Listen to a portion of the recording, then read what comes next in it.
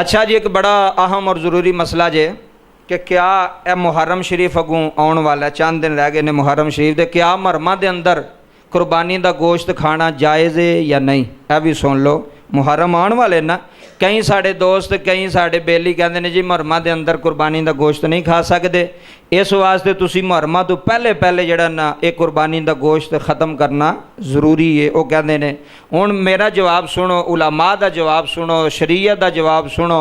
उलमा और शरीयत इस्लाम कहती है कि कुर्बानी का गोश्त मुहर्रमा विच भी तुसी खा सकते हो। मना बोलो बोलो, मना मुहर्रम नहीं, पूरे साल विच तुसी खा सकते हो, किसी महीने विच भी तुसी कुर्बानी का गोश्त खा सकते हो।